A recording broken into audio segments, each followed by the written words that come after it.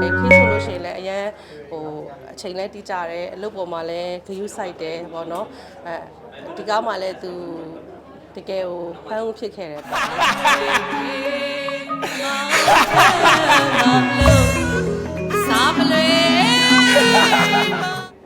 အမကတော့ဦးကျော်နဲ့တူတယ်လို့မမြင်ပါဘူးနေဝင်းကနေဝင်းစတိုင်နဲ့နေဝင်းတော့ရှိပါတယ်အကုန်လုံးကဒီကားကောင်းတယ်အားလုံးရဲ့ရှင်ထဲကိုရောက်တယ်လို့ခံစားရတယ်ဆိုတာဒီကားထဲမှာပါတဲ့သူအားလုံးရဲ့စူးစမ်းအားထုတ်မှုကမလျော့ခဲ့လို့ပေါ့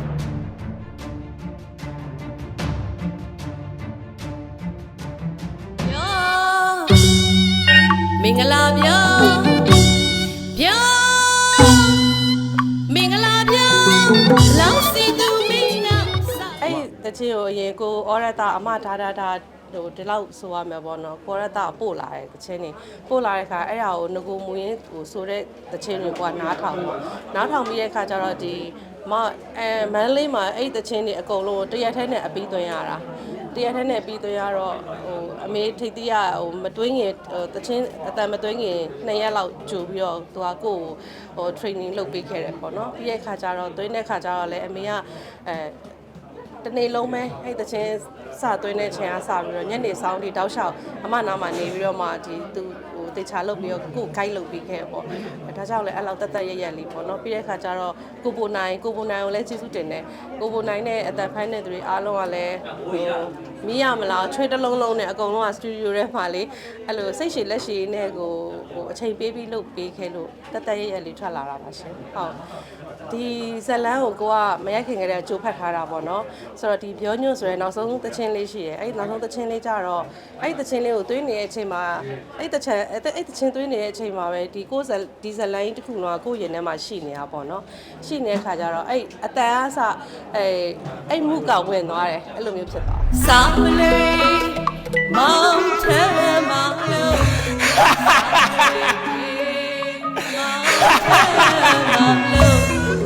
စာမလေးမောင်ထဲမှာလို့ဒီမှာအားလုံးကလေပါတဲ့တရုပ်ဆောင်တွေအားလုံးအကုန်လုံးတရုပ်ဆောင်အားလုံးစူးစမ်းကြတယ်ပေါ့သူလောက်ရမယ့် character ကိုတက်ရက်နဲ့စူးစမ်းတယ်ခေးဆိုလို့ရှိရင်လည်းအရင်အချိန်လဲတီးကြတယ်အလုပ်ပေါ်မှာလည်းဂယုစိုက်တယ်ပေါ့နော်ဒီကားမှာလည်းသူတကယ်ကိုဖမ်းဦးဖြစ်ခဲ့တယ်ပေါ့လေပြီးတဲ့ခါကျတော့ပြောစရာရှိအားလုံးဒီကားထဲမှာကိုစော်ဝင်းနိုင်ဆိုလို့ရှိရင်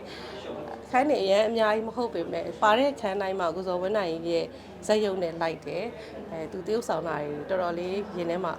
ခြေနဲ့အားရမိတယ်ပေါ့တရုပ်ဆောင်အပြင်ပရိသတ်တယောက်အနေနဲ့ကြည့်ရတာခြေနဲ့အားရမိတယ်ပြီးတော့ညီမလေးမအေးတောက်ဆိုလို့ရှိရင်ဒီကားထဲမှာသူ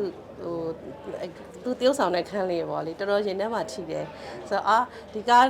တစ်ကားလုံးကိုအခုကြည့်လိုက်ကြလို့အကုန်လုံးကဒီကားကောင်းတယ်အားလုံးရဲ့ရှင်ထဲကိုရောက်တယ်လို့ခံစားရတယ်ဆိုတာဒီကားထဲမှာပါတဲ့သူအားလုံးရဲ့စူးစမ်းအားထုတ်မှုကမလျော့ခဲ့လို့ပေါ့နော်ဒါပိတ်ကားထဲမှာပေါ်တဲ့လူတွေကတရုပ်ဆောင်တွေကိုပဲမြင်ကြလို့ဒီတရုပ်ဆောင်တွေဘယ်လိုစူးစမ်းရဲဆိုတာပဲပေါ့နောက်ပိုင်းကွယ်ရမှာနောက်ပိုင်းကနေဒီတရုပ်ဆောင်တွေရဲ့ဇက်ဆောင်မှုကိုပြအောင်လို့အတွက်ရိုက်ကူးပေးခဲ့တဲ့ကင်မရာမန်တွေပြီးတဲ့ခါကျလို့ရှိရင်ဒီမီတိုမန်တို့တွေရှိတယ်ပြီးရှူတင်စီစဉ်တဲ့လူတွေရှိတယ်စက်တင်မန်နေဂျာတွေရှိတယ်ဒါပေါ့အားလုံးကစီလုံးနဲ့စူးစမ်းခဲ့ကြလို့ဒီလိုလေးတက်ရဲ့အောင်မြင်လေးဖြစ်လာတယ်လို့မှားရထင်ပါတယ်။အရှင်လောင်းလာဝဲတာမရောင်းနိုင်ဘူးငါသားရာကုန်ပစ္စည်းမဟုတ်ဘူးနေပြန်တော့